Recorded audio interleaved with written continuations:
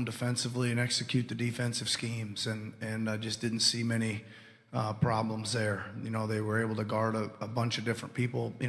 Two of those three guys, Norm and Serge, ended up on Giannis quite a bit, so chipping in there is good. Serge was great on the glass. And I thought both Fred and Norm give us Fred gives us some play calling, some organization, but they both give us some dribble penetration and then some shooting too. So it's important that those guys are out there to be able to catch the pass off the double teams, space, and if they rush out to them, they can get back into the paint and make the next play as well. You were able to get a lot of minutes with the three of them on the court at the same time, which you hadn't done a lot in these playoffs.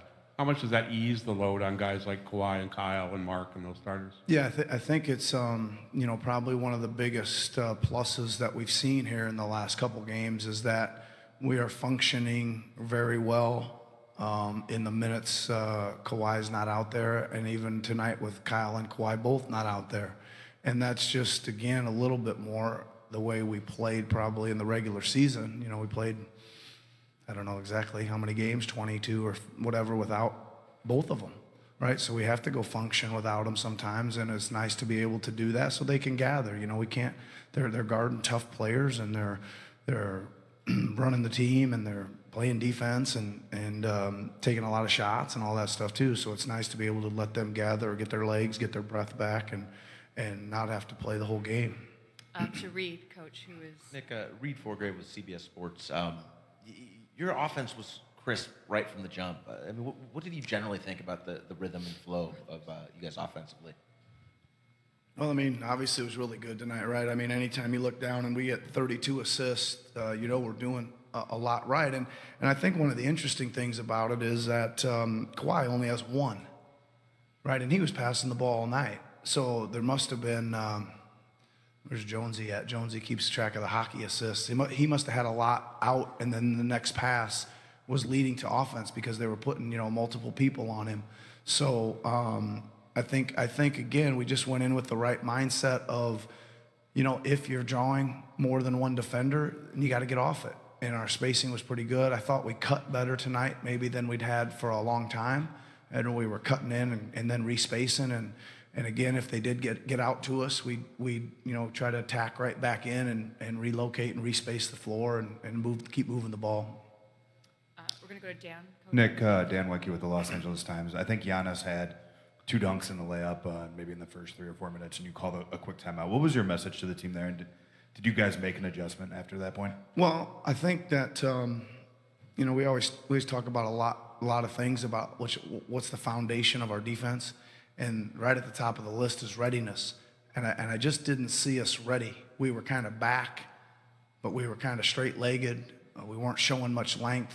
Our what we call our gaps were too wide, right? And he just saw he sees those openings and he's punching right through them. And we just needed to, we needed to get down and bend our knees, right?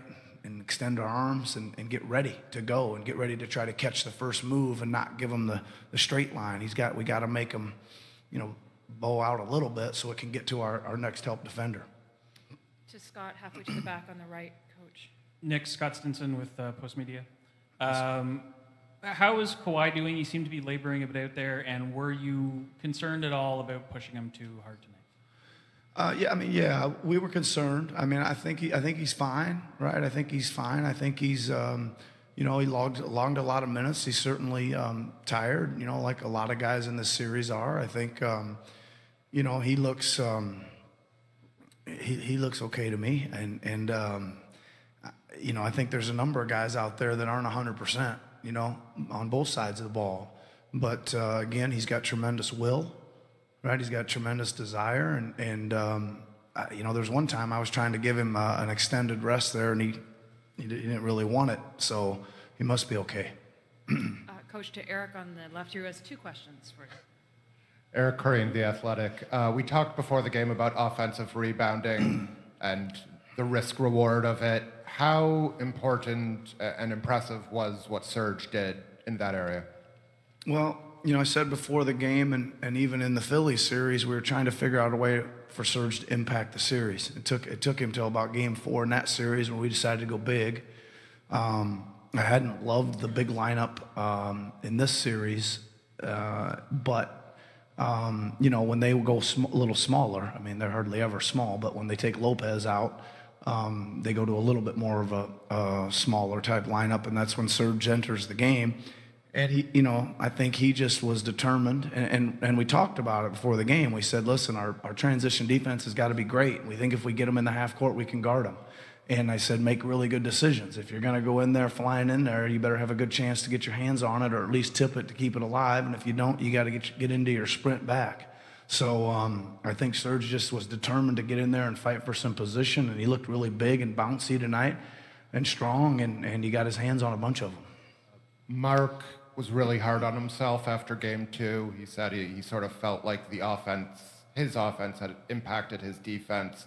What have you seen from him in the last 2 games? And was, his struggles maybe overstated a bit just because the shots weren't falling? A little bit. I think a lot of the game, we always talk about that, man. For some reason they didn't go in. Even that 1 for 9 that night he had, I think 6 of those went in and out. But again, give him a lot of credit. I went and talked to him the next day, and it was like I sensed nothing from him other than he told me I'm gonna have a great game. It wasn't like a soul searching. I didn't have to do a whole lot. I kind of told him, I said, listen, you are a great player, because my definition of a great player is you make all the other people around you better. And there's nobody else I'd want to go out there with than you. And he said, I'm going to play great the next game. So his confidence didn't waver. He's been around a long time. He knows he can play and impact this game and impact this series in a big fashion. To John, Coach, down front and to your left. Coach, John Schumann, NBA.com. Last series, it felt like your bench got shorter as the series went on. What does it do for you as a coach to go now into game 5, 6, 7, knowing that your bench is playing better? Well, I think that, there's some speed we need there with Norman. There's some athleticism there we need with Serge. And there's some ball handling and running the club with Fred, that we need from those guys. And all the other stuff that's happening, they're scoring, they're shooting it a little better. Serge is on the glass is really, them playing up to their capabilities. And it's just, again, it's just a different series. And it's been really interesting for me to see how things change so much from series to series. 1 minute you say, oh man, our big lineup's the answer. And then maybe, a couple 7 days later, it's not. It's a smaller lineup or some faster guys out there is the answer. So that's been interesting to see. But again,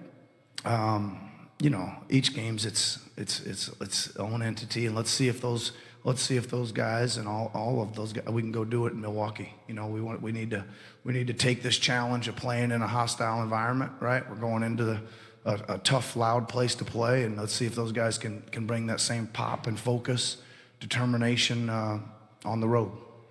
We'll do one last question from Mike Grange at the back. Nick, Michael Grange from Sportsnet. Hi, Michael. Just touching on Fred, did you have any kind of heart-to-hearts with him? his shooting slump has been the whole postseason. He's contributed, obviously, in other ways, but to have him break out a little bit, do you want to, did you have any role in that or any conversations along those lines? Yeah, I'm not really, Michael. I think I might have been the last guy to know he went 1 for whatever he went the other night. I was so excited that we had to have him. Kyle fouled out with 6 minutes to go, and we played double overtime, and I thought he ran the team great. I didn't even know I kind of hear a few things, the 2 for 20, him and Danny, and I was like, geez, I didn't even know he was 1 for 12 because I was so excited that he stepped up and ran the team and got us a W. That's really his primary job, and we know we trust him to take open shots. We know he's a kind of a clutch shot maker as well.